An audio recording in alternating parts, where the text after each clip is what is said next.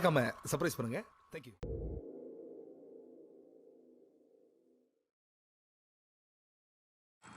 So now we are going to examine the second part of our repertoire of the G60 and Kettle line against the Panov by Finnick attack.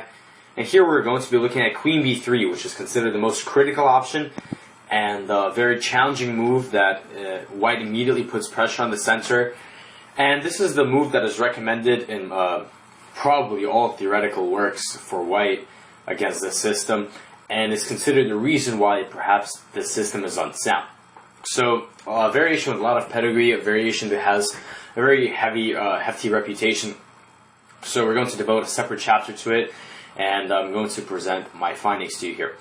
Now, the type of play that has reached this position is after Bishop G7, Pawn takes D5, castles.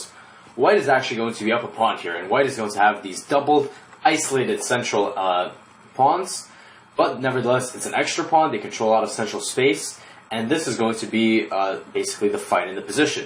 Black is going to be trying to, we are going to be trying to regain these pawns, particularly this pawn on d5 is going to be under a lot of scrutiny after either knight d7 to b6 or knight a6, knight c7, and then possibly queen d6, rook d8. Black is going to be trying to really put all the pressure on this pawn. Meanwhile, we're going to see White is going to be doing his best to defend this pawn. So it's going to be sort of like a ping pong game. Black attacks, White defends. Black attacks, White defends. In many of these positions, actually, what may happen is that White will sacrifice the pawn back in order to try to achieve some other advantage.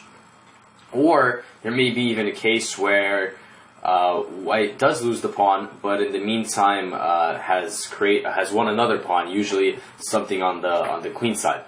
So what happens a lot of times in this variation is the following. From Black's point of view, the best possible outcome is that we win this pawn on d5, and then we enjoy a really nice setup and then continue putting pressure on the d4 isolated pawn. Another thing that happens quite often here is that sometimes Black does not even regain the pawn, but nevertheless enjoys very nice compensation either in forms of open files, active pieces, or the two bishops. So now we're going to have a look at the specific variations here. So after Queen B3, Bishop G7 is very much required because this pawn is hanging, and if DC4, Bishop C4, with this F7 pawn hanging once more, Black is forced to play E6, and this is not considered a good structure for Black, positionally very suspect. And meanwhile, after E6, of course, this is that same structure that we were just talking about that's not considered to be to be any good for Black. So that's why Bishop G7 is sort of required. CD, and now castles. Now White has a number of options. The main line is Bishop E2 and then Bishop to F3, which will get the bishop nice and ready to work on the long diagonal defending D5. But before we get there, we're going to look at a number of alternatives. And we're going to start off with a similar move, pawn to G3. Now the idea of G3 is to play Bishop to G2, which seems like a very logical move because Bishop E2, Bishop F3 sort of steps to do the same thing, so why not just do it in one go and put the bishop on G2? Well, this is a respectable system, I faced it a number of times, but the downside of playing G3 is that White does create some light square weaknesses, and if the bishop if the light square bishop was to get exchanged here, then White would really be paying for these weaknesses. Now, the several times I reached this position, I've played the move Rook to E8. A slightly mysterious move, but lining the rook against the king. Now, this is a very rare idea. Checking the database, I've realized that I'm actually the highest rated person who's played this way, but the idea behind it is not completely foreign. The idea here is that Black wants to push E6. Actually, in this position it was also possible to play the immediate E6, which is a really crazy gambit that continues pawn takes E6, knight c6, pawn f7, king h8. A triple pawn sacrifice that leads to very exciting positions. Black, of course, is counting on his lead in development. This is a possible way to play, but I've personally never ventured it because I believe the line that I'm showing is very strong and good enough, and I've had very good experiences with it. But you may want to give this line a look with your engine, and maybe you will find it also quite nice. But here, the move Rook E8 sets up E6. Now in both my games, my opponents played knight G2, which blocks the E file and also is part of white's development system anyhow, as he wants to go bishop g2, knight f4. If white goes bishop g2, then e6 follows anyway. So knight g2 makes a lot of sense here. And now the main idea is, of course, e6, which is what I've played in my games. And in my games, white on all occasions has continued with bishop g2. Now the idea here is also another gambit. If white was to capture on e6, then he's really starting to lag dangerously behind in development. And what he's just doing is opening up files for black's pieces. After bishop e6, queen takes b7, knight b7, knight bd7, bishop g2. In this position, white, of course, enjoys a material advantage, but his king is not castled yet, and black can really start putting that to good use. Rook b8, getting the rook out of harm's way. Now, white really should grab this pawn again, just to get something for his troubles. Other queen moves don't impress either. For example, queen a6, knight b6. Black is already threatening bishop c4, and after, for example, b3, knight f d5, black has a tremendous lead in development, and all of these long-range pieces are really going to be hurting white here. So, how one game continued here, for illustrative purposes, is queen takes a7, and now bishop c4. So, white's king still can't castle, so he tried to move bishop to f3. Then came a very nice move, knight to d5. And here, due to tactics, the knight on d5 turns out to be completely immune. No matter how white takes it, for example, let's play knight takes d5, black has the brutal rook takes e2, bishop e2, bishop d5, and the rook on h1 is dropping, so it looks like castling is a good remedy, but then rook a8 traps the queen on a7. So a very tremendous and very nice tactic, knight d5, after which white is basically forced to play castles. And in one game here, black had the option of simply repeating the position as this queen is trapped, but very bravely took on c3, allowing knight takes, bishop takes, king f1. And black has won in exchange, but white does have 3 pawns for it. But here, after knight f8, attacking the pawn on d4, and potentially preparing the move knight to e6, activating the knight also to put pressure on d4, black had basically had the initiative here, as well as the rook on b8 targeting b2, and well, in the long run, he was rewarded for his enterprising play. So, let us go back here after we see white played this move g3, rook e8, setting up e6, and after knight e2, e6, and we have just seen that if white takes on e6, this is going to be very, very troublesome for him, as black's pieces will really benefit from the open files. So bishop g2 has been preferred for this reason in my games, and in all occasions I've played the move pawn takes d5, which is a simple way to play. Also possible is knight takes d5 with the idea to activate the bishop on g7, but I've stuck with the move pawn takes d5, just trying to keep more pieces on the board. And here, one of my games that I've played in 2014 against the 2300 FIDE player, FIDE Master, went as follows. He played the move bishop to e3. This looks like a very natural move. It blocks my rook from pinning the knight on e2. It also adds some defense to d4, but I believe already this move here is a slight inaccuracy. Now, by the way, white could have captured on d5, but again, grabbing this pawn with the king not developed is going to be quite dangerous here. There's a number of good options here, but bishop g4 is probably good enough. Adding some pressure on e2, developing quickly, indirectly pressuring d4, and black really owns the initiative here. Now, white should probably just play castles here, and now after knight c6, the position is around equal. It's pretty symmetrical, but there are some differences here that are in black's favor. This knight on f6 is a little more active than knight on e2, and this queen on b3, since the pawn on d5 is not really hanging, is quite misplaced, because now black may be able to go knight a5 and knight c4. And in practice, black has done very well from this position, although, as I mentioned, it should be around equal. In my game, white played bishop e3, and now I simply played knight c6. So now, as it turns out, I'm already threatening to go knight a5 and knight c4, which would be quite annoying since it would immediately target this bishop on e3. So, because of this, or perhaps for other reasons, my opponent decided to bite the bullet and play knight takes d5. He grabs the hot pawn and sees what happens. Well, as a response, I take back on d5, opening up my bishop on g7, and now he plays the move bishop takes d5. It would be preferable for white to continue queen takes d5, because as we'll see, keeping the queens on the board is going to spell trouble for this king on e1. But here I have a number of ways of continuing my initiative. It's very possible to play the simple bishop e6, after which the trade on d8 is going to have all of black's pieces developed, and I will regain the pawn on d4 shortly. But another option here that's pretty nice is to trade on d5, play knight b4, bishop b3. Now my knight is ready to jump into d3, but it's also very nice to play bishop g4 here, getting my last piece out, and creating some tactics based on this knight and this pawn on d4. All in all, in many of these variations, black is beginning to get the initiative, but with precise play, white should be able to hold. So, playing white and it only being move 12, my opponent decides to be very ambitious and grab this pawn, not trade queens. He doesn't want to be on the back foot, so he goes bishop takes d5. Now, however, after queen a5 check, this king is in trouble. It's not very clear what to do, because the natural knight c3 block meets knight takes d4, and a move like bishop to d2, he already has to contend with moves like rook takes e2, followed by knight takes d4 forks. So white played king h1, now I simply played bishop h3 check, and okay, all my pieces are coming out, and I've only given up one pawn, and this king is in a lot of trouble. Now, white played bishop g2, desperate to get this annoying bishop off the board. Last chance here to keep a normal game was to move king g1, but after the simple rook e7, I think black has a lot of compensation. This king is stuck, this rook is stuck, all of black's pieces are active, this rook is ready to come out next move, and should be more than enough compensation. Instead, after bishop h3, bishop g2, after the precise move bishop to g4, white was simply completely lost because his coordination is very poor. Bishop e2 is a threat, followed by knight takes d4, and it was basically all over.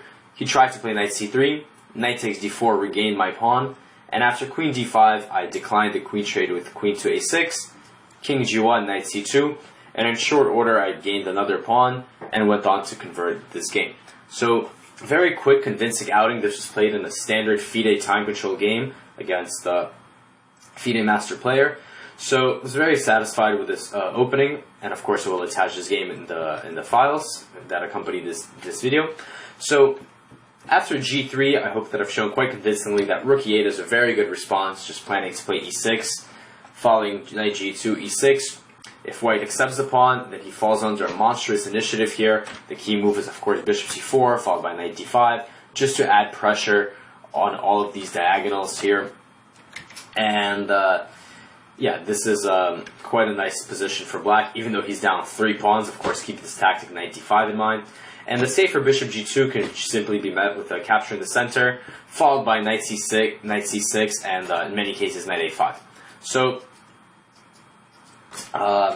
this variation here with g3, although decently popular, I faced it quite often. I've had very good results with rook e8, winning all my games, including the one that I just showed. So, not a move to be overly concerned about. Now, before we get to the main option of bishop e2, one more move that is plausible to look at is knight g to e2. And here we have a number of options, but my choice is knight a6, planning to go knight c7. Now, in the main line, after bishop e2, you will see that I'm recommending knight b to d7, but the reason that I'm doing knight a6 here is that if we go knight d7, white may switch plans and go g3 and then bishop g2, and this will move order us away from our e6 ideas. So in this instance, I like knight a6. Now, the reason that white goes knight e2 is usually to play the move g3. Now, if he plays knight f4 here, then I like continuing the plan with knight c7. And here, the plan for black is quite simple. It's actually something we've seen before. If white plays the move bishop c4, then we play b6, and this is actually a transposition to part 1 of the g6 Panov. And here what we're going to do is play bishop b7, and then white usually continues a4 here as a refresher, and then after bishop b7, rook b8, a6, b5, we will end up getting back this pawn on d5. In practice, white usually played bishop e2 here to go bishop to f3. Now I like to move rook to b8 with the same exact idea. Simply, I want to play b5, bishop to b7. And black is doing very well here. He will most likely regain this pawn on d5 after posting the bishop on b7. And in some positions, it's even possible to play g5 in order to chase this knight away. In general, the move g5 is almost always possible. The problem is, even if black regains the pawn on d5, he may weaken this position quite a bit. So, It is possible at some point, but here I would focus on trying to play b5 and then b4 and bishop b7 and regaining back that pawn on d5. So for those variations are quite okay for black. So white generally plays the move g3 here, and he's aiming to go just bishop g2 and then knight f4 and have this pretty logical setup to defend d5, which is why we're going to massively spoil all of those plans with the move pawn to b5. Very aggressive lunge, and the whole idea here is that we want to push b4, kick this knight on c3 away, free up the b7 square for our bishop to attack in this long diagonal, and also prepare potentially rook b8 to take advantage of this open b file. Here white of course can accept this pawn, and this is going to be one of those typical situations that I mentioned, where black is going to be regaining the central pawn, giving up a flank pawn, and enjoying compensation. Here I think very simple is to play the move bishop b7, and then after bishop g2, bishop takes d5, bishop takes, knight takes, and then castles rook b8. And this was seen in a game between two international masters. And the game ended in a draw, but even though black is down a pawn here, I quite like his position. It's a little reminiscent of the Benko gambit that arises in d4, where black gives up a flank pawn and gets open files as a return. So here black has a number of things going for him. First of all, this open b file is great. Got good pressure on the queen side. Pawn in d4 is isolated, needs constant protection, especially as his bishop on g7 is quite well placed. And of course also the knight on d5 is ensuring a beautiful outpost. Black could just continue with queen b6 here, for example. The other rook can go to d8 or c8, and the knight on a6 is going to come back to c7, or maybe in some cases even more aggressively to b4. So this position is objectively probably equal here, but black has very, very easy moves to play, and one slip up from white, he may lose his pawn, and that he's going to be much, much inferior positionally speaking. So knight takes b5, bishop b7 is nothing to really fear.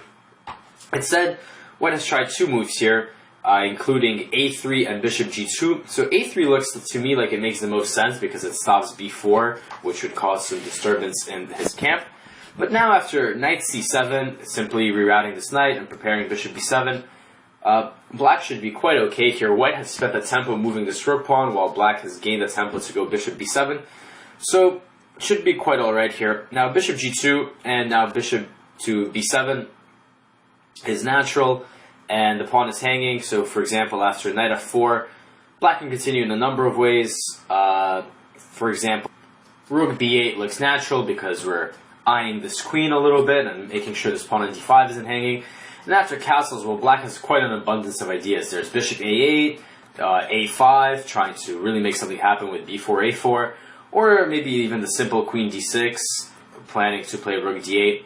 And after each of these continuations, black has enough compensation for the pawn, which he may very well regain in the future. So a3 is not much of a worry. By the way, here is a very interesting computer suggestion. After knight c7, bishop g2, there's also this idea of a5, trying to just drive away these pieces immediately, and not fearing d6, because after pawn takes, bishop to a8, bishop e6, and then queen takes a8, the computer really likes black's game here, even though we were down in exchange, because these light squares here are quite compromised. So I want to show that variation just again to showcase what I previously said, that this fianchetto structure looks very impressive, but when the bishop is gone, white is really going to be feeling the pain on the light squares. So aside from a3, white can also try to just go bishop g2. This allows black to fulfill the main plan of b4. Really, I don't think there's any problems in any of these variations. Black's play is just so easy and flows quite freely, and the pawn on d5 is going to be very loose. Knight d1, perhaps aiming to route the knight to e3. Knight a4 has been seen a couple of times, but after bishop b7, knight f4, queen d6, black is just continuing with rook d8, potentially knight c7, pawn on d5 will drop. So knight d1 makes quite a bit of sense here. And now again a choice, bishop b7 is natural. There's also knight c7 once more. The idea is, again, you want to play d6, here you can have this exchange. I'm going to go bishop e6. And the computer, again, thinks black has equal chances here, but I'd like to keep it simple here with bishop b7, not giving away material, just trying to regain the material that we're already down. Knight e3, and now rook b8, again a familiar idea to eye this queen potentially, and setting up knight c7 ideas. And, okay, castle is knight c7, queen b4 reaches one of those familiar situations after knight f d5, blasting this bishop open. Tremendous compensation for black here just for their one pawn. Open b-file, all the things we've already mentioned and seen.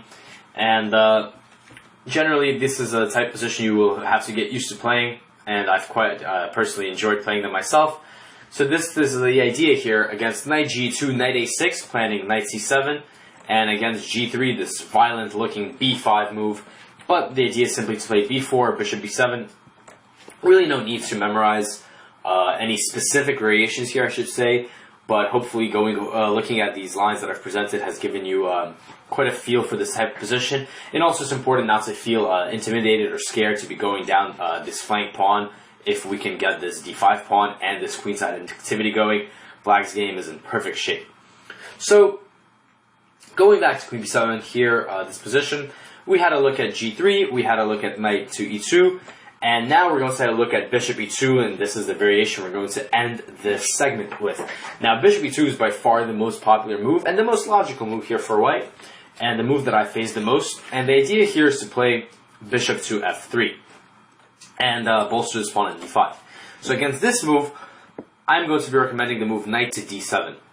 This has been the most played option. This has been the option that I've played the most.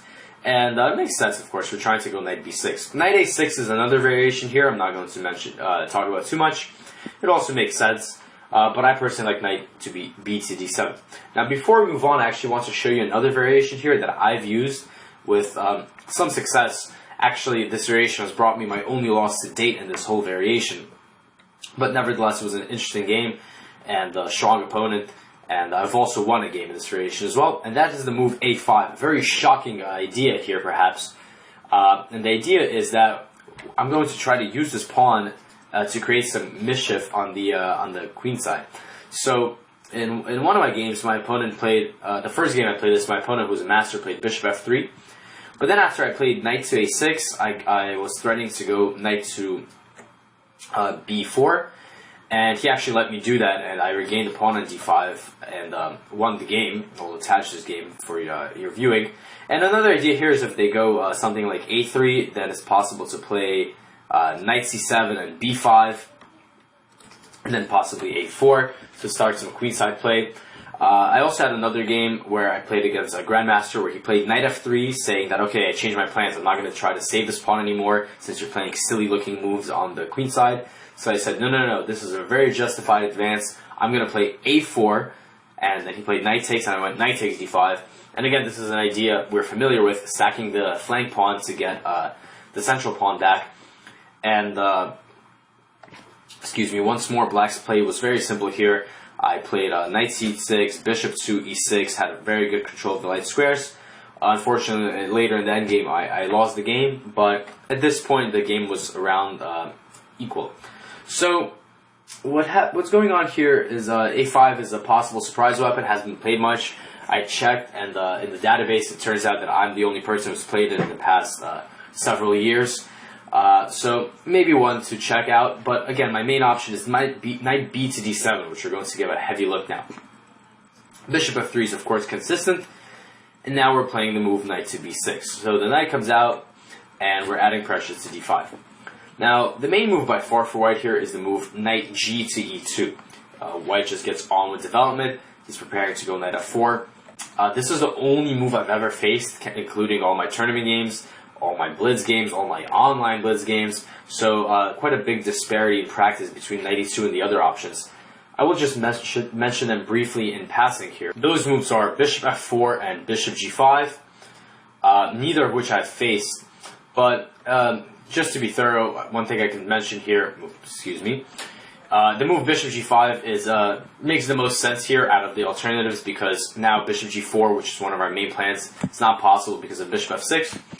So here we just need to play the move bishop to f5, and we actually have a really sneaky threat there of going bishop to d3. So for example, if white goes knight e2, then bishop d3, and then bishop c4. It's a funny maneuver, but actually quite common in this line when d5 is going to drop.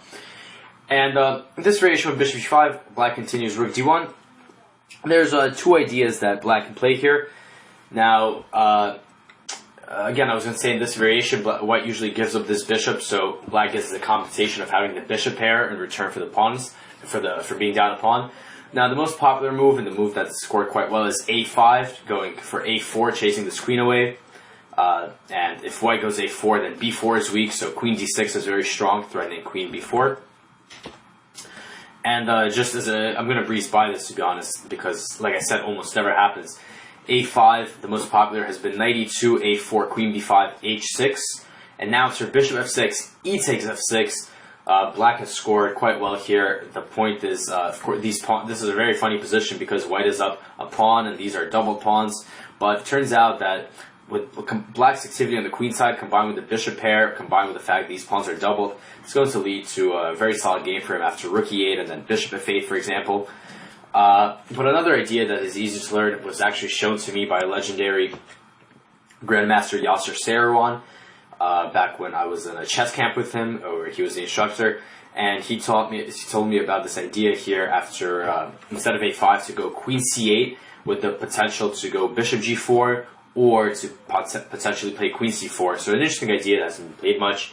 So maybe just remember queen c8, and since it was recommended by such an esteemed grandmaster, nothing more.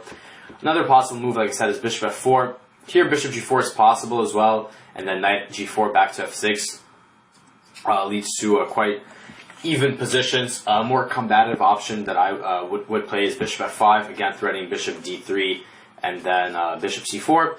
White should play rook d1 here. And now, after the move queen to d7, we're setting up ideas of bishop g4, we're setting up ideas of rook d8. White usually plays h3, which is met by h5, and I think black's perfectly fine here after a future rook d8. One thing that I do want to look at here, actually, that I neglected to mention is an old game of mine, one of the first games I played in this variations, where my opponent played h3. He was very desperate to stop bishop g4, and he wants to burn a whole tempo on it. And this was an opponent who was actually a master. So I want to look at just about 5-6 moves of this game right here, and show you what happens. What are black's plans in the purest form, where white doesn't really play that well and lets us achieve those plans. So here, after h3, I played bishop f5. My bishop has been denied the g4 square, so we're going to d3 c4. Familiar idea here. My opponent played a4, so trying to desperately do something before I do that. I go a5. Now he comes with a very creative move, queen b5, so stopping bishop d3. But of course, he's not developing yet, and the queen here is quite funky, so I played the move knight e8. For the moment, forgetting about this pawn on d5, but I'm attacking d4, and notably this knight is heading to this d6 square, which is a nice outpost, and actually quite a common idea that we will come across a couple more times. He played the move knight e2, now came knight d6. The queen only really has one move, had to go back to b3. I now played the move bishop to d3, preparing to swing my bishop over to the c4 square. And now he played bishop to e3, bishop c4, and queen c2.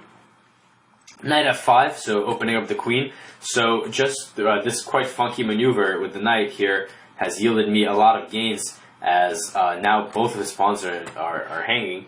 And he should probably have just given up this pawn on d5 here, but he played queen e4, and now I borrowed an idea that we've seen earlier in the video, rook e8, lining this rook up against the queen and the king.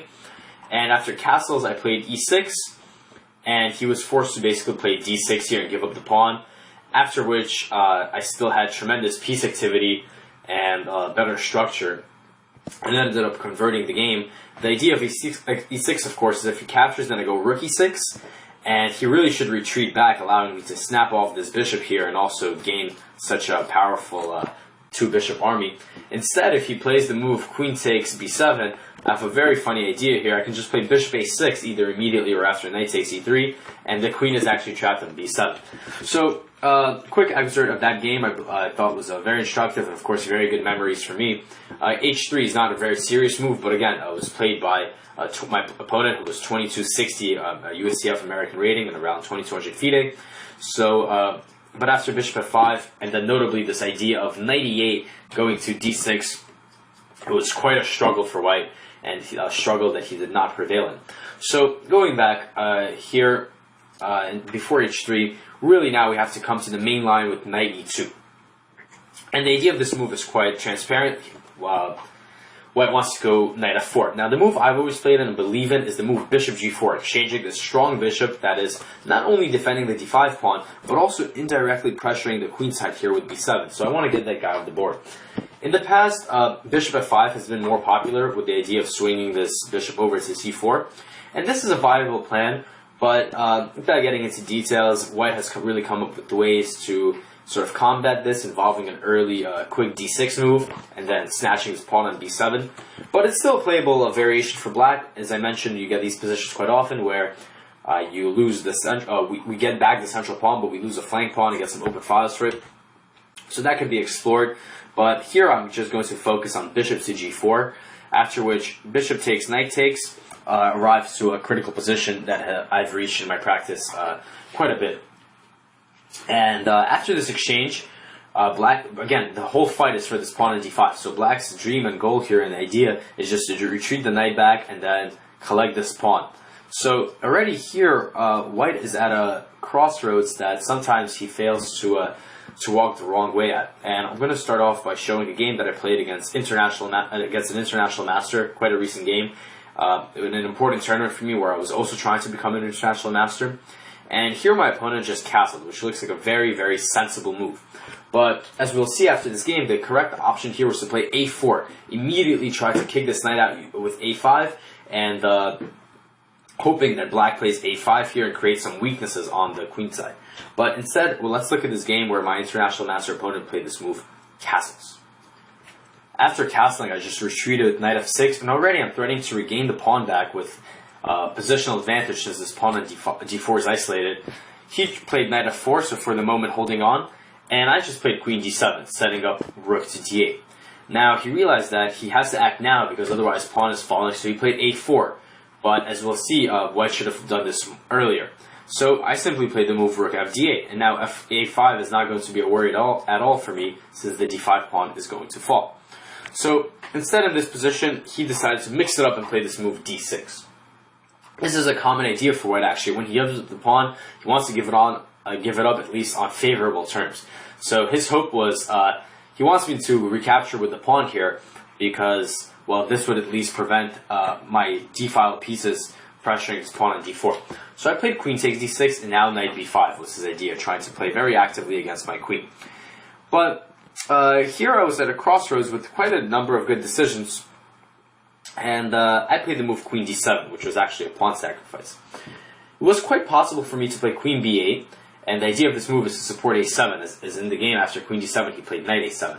But this looked a little passive to me, but to be honest, it was not a correct evaluation, since after knight d5, a6, for example, I'm unraveling my position and going to enjoy play against this pawn without sacking anything. But I was so used to playing these positions down a pawn with the queenside initiative that I really didn't give it second thought and just played queen d7. He played knight a7, and now after rook a7, queen takes b6, rook a6, Black has I have a very nice position here with more than full compensation.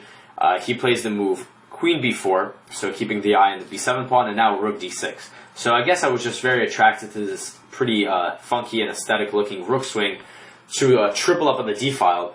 And now he plays the move knight e2, so desperately scrambling in defense, knight d5.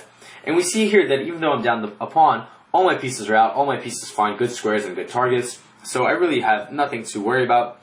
Queen b3 followed, then rook b6, no longer pressuring here, but aiming to invade on some weaknesses on the queen side.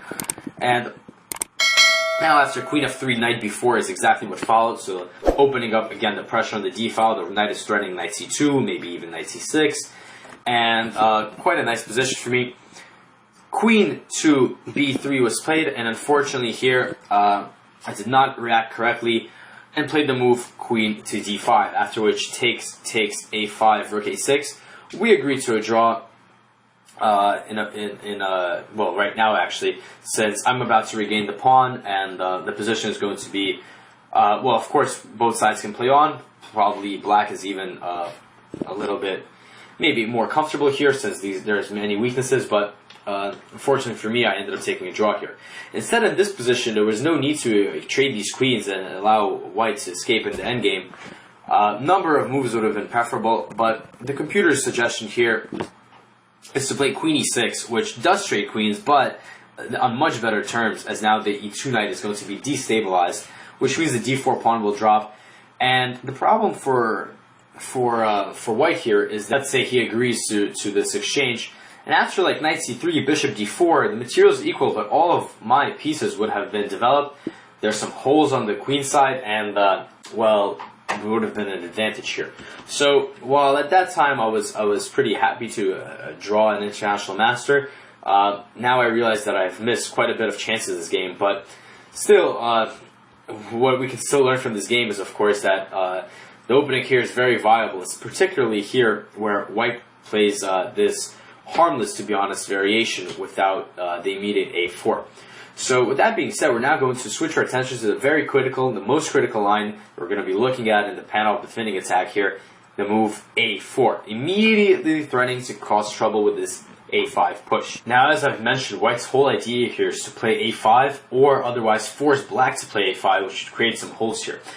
Now, there actually was a game where I played the immediate a5, but I later realized that this was not the most precise continuation, and I later switched, and funnily enough, I've actually played the correct continuation before, the immediate knight f6. And the idea here is as follows. Actually, currently we're not so scared of a5. So the best move for white here is knight f4, but if white does play a5, then we go knight b takes d5. This is actually a pawn sacrifice because, well, if white doesn't take on b7, then we just achieved our goal of getting rid of the extra pawn for white, and now we're going to put pressure on the d4 square. So white really should play queen takes b7, and I did have a game like this once, and that is not the game we're going to follow right now, because even after I played this game back in 2012, I believe, in the year 2015, Super Grandmaster Yevgeny Tomaszewski from Russia, who was 2750 at the time of this game, he had a game in this variation where he played another GM, and this was quite a very nice demonstration by him. Queen d6 was played, aiming to trap this queen, so the move queen b3 is very much advised, after which rook a8, queen to d1 was played, and we can see that, again, this is one of those typical situations. Black gives up the pawn on the queen side, but in return, beautiful open files here. He played rook fc8. Now he has these two super rooks. Pawn on d4 is isolated. Beautiful outpost on d5. And here, actually, compared to perhaps some other positions, one other advantage is that there's some weak squares in white's camp. This b file, this b4 square, b3 square can be quite weak. And this game, he demonstrated quite an interesting idea after the move castles. He played queen a6, which is quite unusual, but the idea here is that he's keeping an eye on this a5 pawn, and he's also keeping an eye on these light squares here. And brilliant position here for black, just for the price of one pawn. He won quite a long game, but a nice game, which I'll attach for instructive purposes. But he ended up playing knight b4, followed by knight d3. But this type of position is, of course, again, I keep stressing that black's chances are quite good here, and I think it's very visible here because white has these three pawn weaknesses which are preventing his pieces from developing normally. Meanwhile, black has no bad pieces and quite an enjoyable position to play. So this move a4, while it's the accurate choice, after knight f6, a5 is inaccurate since this pawn grab on b7 is going to be quite troublesome for white. So the best move here is to play knight f4. And now a5 really is a threat, which will either displace this knight or win the b7 pawn. So a5 is very strongly advised here. And now castles by white. So this is a very critical position in my opinion because these are the moves, first of all, these are the moves that are considered to be best for white, that I consider to be best for white.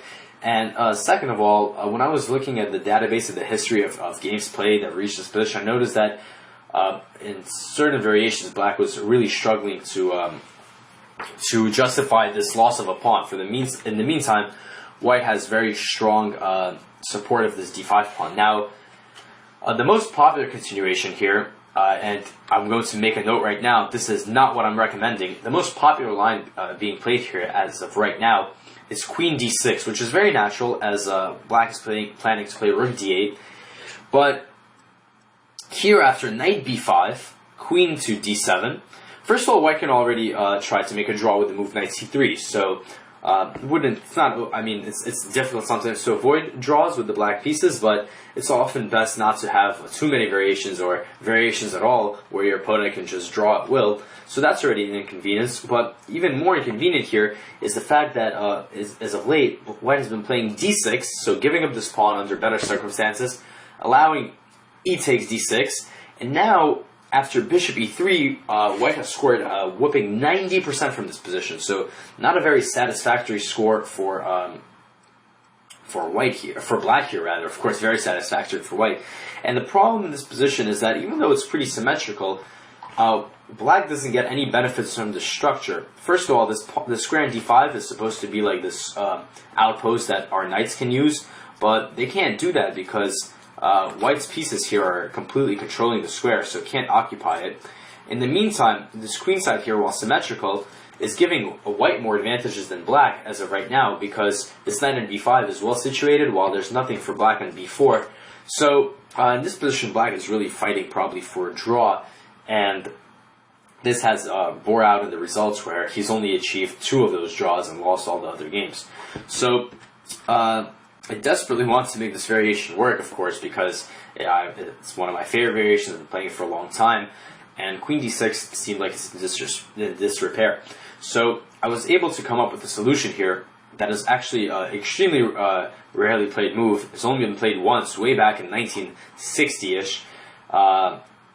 But the idea appears to be very sound, and checking with the computer, it seems that this is indeed true, and this is the new move Rook C8, the move Rook to C8.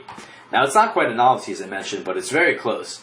And the idea of this move is quite nice, actually. So one thing I was talking about was these pawns A4, A5, how they both give both sides the advantages of these outposts on B4, B5. So the idea of Rook C8 is to actually play Rook to C4, add some pressure on D4, but also potentially swing this rook to b4. Well, not only will it cover these weaknesses on the b file, but also add some nice pressure to white's b2 pawn. So we're going to have a look at this move Rook C8, this new idea that you will be able to use even against the most prepared opponents who can get to this very critical position and play all the right moves for white. Now, in the aforementioned game that I said was played once with this move, this was back in 1963. And playing white was the famous Grandmaster Vladimir Tukmakov, who is currently a very famous coach and a Grandmaster. And playing black was a player that I do not know of, but his name was Yefim Lazarov, who was, I think, an international master, and he ended up victorious with this variation. Now, in that game, white actually played a very critical move, the move Queen b5, which aims to say, hey, why'd you move your rook away for the protection of this a5 pawn? And it was a very well-played game, because black responded very accurately with the move Rook C4. So he's just trying to play potentially Rook B4, he's attacking the D4 pawn, and there's actually a tactical trick here. If white was to play Queen A5, which he did not, then black would be able to play the surprising knight takes D5 using this attack on the queen, and after Queen D8, Rook D8, black is temporarily down a pawn, but again we see a typical situation, all the pieces are active, white is going to lose that pawn on D4, and black is going to actually stand better because of his active pieces. So after Rook C4 in the game, white played the move Knight to D3. So also using a little bit of tactics himself, he was preventing Rook B4 with this knight, and of course if Rook takes D4, then there is Bishop E3. So instead, after Knight D3, black continues playing extremely well with the move Knight to E8. Nice move here, unleashing the bishop against d4, and also rerouting this knight to this nice square on d6. After Queen e5, white was Queen takes a5. White was temporarily up 2 pawns here, and in the game, black immediately regained on d4, which allowed white this aggressive bishop h6 move. But had black played knight d6 immediately, he would have had a very fine position here. Even though he's down 2 pawns, his pieces are quite well placed. These pawns here are sitting ducks, and this queen on a5 is now out of place as this knight took away the b5 square. And for example, if white plays bishop e3, black can trade on d4, and now it turns out that there's no way for white to stop knight takes d5, regaining the pawn, and the resulting position is maybe around equal, but probably would even be better for black since his pieces, as I mentioned, are already out and active. These knights can slide into c4. So, in the very first game played in this line, like I said, Rook C8, white immediately went Queen B5, which is a critical option, but it seems to be quite neutralized with this move. Rook C4, attacking the D4 pawn, preparing potential ideas with Rook B4. For example, if Bishop E3, Rook B4 is already strong, and after Queen A5, Knight D5 works again, since the Rook's defended. And now white will have to worry about these two weaknesses, and with one of them dropping, black is perfectly alright. So Rook C8 here. Again, the main idea is to play Rooks to C4 in many of these variations. The Rook is well placed on the C file in general. In several positions there may even be Knight to C4 ideas. Now, maybe a move that makes the most sense for white here is Bishop to E3, because this would sort of preempt Rook C4 since the pawn on D4 is protected. But now, Rook C4 is still possible, but a variation that I think would be even maybe stronger for black is to play G5 here. As I mentioned, this is an idea that is often possible for black. The downside is that we get some weaknesses on the king side, but here I believe it works pretty well. After this knight retreats to D3, now we can play the move Knight B to takes D5 using some tactics. The idea here is if Bishop G5, there's Knight C3, and then Knight to E4, which would create this double attack on the bishop and the pawn on C3, and of course now both of these pawns would be vulnerable. So black would succeed in regaining the pawn here, and for example, after Rook E1, H6, since this pawn is now really hanging since there's no Knight E4. Here black has the D5 square under control, so he has a very powerful knight there. But white does have some advantages here, of course. He has good pressure against the queen side with his pawn already targeting b7, these knights potentially ready to hop in somewhere, and this pawn chain is a little loose here, but still I think black should be alright here. At worst, maybe a little worse in some situations, but haven't been able to really find anything too scary here. One move that I checked is Rook C1, which makes a lot of sense. Line the rook up on the open file, and at the same time defend the knight on C3 so b7 is hanging. But now black has a number of options. There's a solid Rook C7 idea just to defend the pawn, but computer generated solution is the move Knight takes E3, very dynamic idea, and then after pawn takes E3, Knight G4 with two tactical ideas here. There's of course Knight E3 ideas. Let's say if H3, then Knight E3, Rook takes Bishop G4, followed by obtaining two pawns for the Rook and two pawns for the two knights, as well as some open files for the Rook. So this should actually favor black. And otherwise, if white plays Queen B7, this is actually maybe a blunder after Bishop takes D4, and turns out there's some tactics happening here. So interesting idea, this Knight G4 move here. Of course, aiming to maybe even play Queen to D6 and create some weaknesses here, create some tactical opportunities. And black seems to be fine here. So going back here, of course, this Rook C7, Rook C8 move here is very unexplored, and it's a new idea that I'm recommending here. Of course, the main idea is to play Rook C4, but against Bishop E3, also the move G5 here, as we analyze, seems to be quite reasonable, and then regaining the pawn. And in general, it looks like this move is definitely a stronger option than Queen D6, which is currently being played, and also a move that can really catch our opponents by surprise if they are even if they're very strong and experienced, as this move has certainly not been analyzed anywhere. So actually, this quite lengthy excursion into the world of Queen B3 here has come to an end. We've analyzed quite a bit of variations here, and as a short recap, the main moves are Bishop E2, Knight E2, and G3. Against G3, we looked at this promising option of Rook E8 followed by E6. Against Knight E2, we are playing Knight A6 followed by G3 B5. This very sharp-ish looking continuation, going for B4 and Bishop B7. And of course, the main course here has been the move Bishop to E2, after which my main recommendation is Knight B D7, Bishop F3, Knight B6. And just to focus on the main line here, Knight G2, we go Bishop G4, trades. It's important for white to continue with A4 here, as after castling we saw a Knight F6, just gives black a very good game as per my game against the International Master. So A4 is required here, after which we played a very precise Knight F6, giving our opponent a chance to grab this pawn on B7, but be completely at the mercy of our active pieces here, especially after Tomaszewski's idea of Queen A6, quite nice here.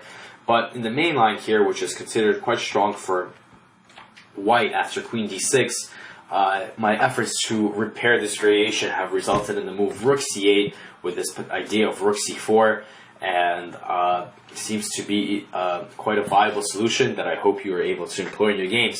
As I mentioned, I've only ever lost one game in this whole variation with the G6 Panov, and I've been playing this variation for around 5-6 years now, many of these games at master level, so I wish you very much so the very same success, very same continued success, and that you find these ideas very helpful for your chess in general, of course, and that these will strongly aid your repertoire.